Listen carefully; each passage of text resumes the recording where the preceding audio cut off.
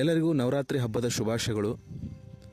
ಪ್ರತಿದಿನ ಪೂಜೆ ಆದಮೇಲೆ ನಾವೆಲ್ಲ ನೈವೇದ್ಯವನ್ನು ದೇವರ ಮುಂದೆ ಅರ್ಪಿಸ್ತೇವೆ ಹಾಗೂ ಅದನ್ನು ನಾವು ಊಟ ಮಾಡ್ತೀವಿ. ಇದನ್ನು ಒಬ್ಬ ಪಂಡಿತರ ಮುಂದೆ ಒಬ್ಬ ಭಕ್ತರು ಕೇಳಿದ್ರಂತೆ, ಅಜ್ಜ ನಾವು ಪ್ರತಿದಿನ ಪ್ರಸಾದ ಸೇವನೆ ಮಾಡ್ತೀವಿ ದೇವ್ರಿಗೆ ಹಿಡಿದು, ಮತ್ತು ದೇವರು ಪ್ರಸಾದ ಸೇವನೆ ಮಾಡ್ದಂಗೆ ಆಗಲಿಲ್ಲ, ನಾವೇ ಸೇವನೆ ಮಾಡ್ದಂಗೆ ಆಯಿತು ಅಂಥೇಳಿ. ಆಗ ಗುರುಗಳೇನು ಮಾಡ್ತಾರೆ, ತಮ್ಮ ಹತ್ರ ಇರುವಂಥ ಒಂದು ಪುಸ್ತಕವನ್ನು ಆ ಭಕ್ತನಿಗೆ ಕೊಡ್ತಾರೆ. ಇದರಲ್ಲಿರೋ ಒಂದು ಶ್ಲೋಕವನ್ನು ಓದಪ್ಪ ಅಂತ ಹೇಳ್ತಾರೆ. ಅವನು ಎಲ್ಲ ಶ್ಲೋಕವನ್ನು ಓದ್ಕೊಂಡು ಆಮೇಲೆ ಬರ್ತಾನೆ, ಕೇಳ್ತಾರೆ ನೀನೀಗ ಆ ಶ್ಲೋಕವನ್ನು ಹೇಳ್ತೀಯಾ ಅಂತ ಹೇಳಿ. ಭಕ್ತನಿಗೆ ಭಾಳ ಖುಷಿಯಾಗಿ ಚೆನ್ನಾಗಿ ಹೇಳ್ತಾನೆ, ಶ್ಲೋಕವನ್ನು ಚೆನ್ನಾಗಿ ಬಾಹ್ಯಾಟ್ ಮಾಡಿರ್ತಾನೆ, ಹೇಳ್ತಾನೆ. ಅದ್ರ ನಿಂಗೆ ಅರ್ಥ ಗೊತ್ತಾಯ್ತಾ ಅಂತ ಹೇಳ್ತಾನೆ. ಇನ್ನೂ ಖುಷಿಯಿಂದ ಅರ್ಥ ಹೇಳ್ತಾನೆ.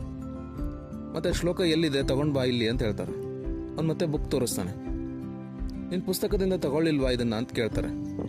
ಇಲ್ಲ, ಅದು ಹೆಂಗೆ ಸಾಧ್ಯ, ನಾನು ಅದನ್ನು ಬಾಹ್ಯಾಟ್ ಮಾತ್ರ ಮಾಡಿದ್ದೀನಿ, ಶ್ಲೋಕವನ್ನು ಅದರಿಂದ ಹೆಂಗೆ ತಗೊಳಕ್ಕಾಗತ್ತೆ, ಆಗಲ್ಲ ಅಂತ ಹೇಳ್ತಾನೆ. ಅದೇ ರೀತಿ ಆ ಪುಸ್ತಕದಿಂದ ಸಾಕಷ್ಟು ಜನ ಆ ರೀತಿಯಾದಂಥ ಜ್ಞಾನವನ್ನು ನಾವು ಪಡ್ಕೋತೀವಿ, ಆದರೆ ಅಸಲಿಗೆ ಆ ಜ್ಞಾನ ಅಲ್ಲೇ ಇರುತ್ತೆ. ಹಾಗೆ ಪ್ರತಿ ಸಲ ಸಮರ್ಪಣೆ ಮಾಡುವಂತಹ ನೈವೇದ್ಯ, ಅದರ ಭಕ್ತಿ, ಅದರ ಪ್ರೀತಿ, ಅದರ ಶ್ರದ್ಧೆ, ಅದನ್ನು ದೇವರು ಸ್ವೀಕರಿಸ್ತಾನೆ. ಉಳಿದಂತೆ ಭೌತಿಕವಾಗಿ ಆ ನೈವೇದ್ಯ ಅಲ್ಲೇ ಇರುತ್ತೆ. ಹಾಗಾಗಿ ದೇವರಿಗೆ ಸಮರ್ಪಣಾ ಭಾವ ಅನ್ನೋದೇನಿದೆಯಲ್ಲ, ಅದು ನೈವೇದ್ಯದ ಮುಖಾಂತರ ಅರ್ಪಣೆಗೊಳ್ಳುತ್ತೆ. ಧನ್ಯವಾದಗಳು.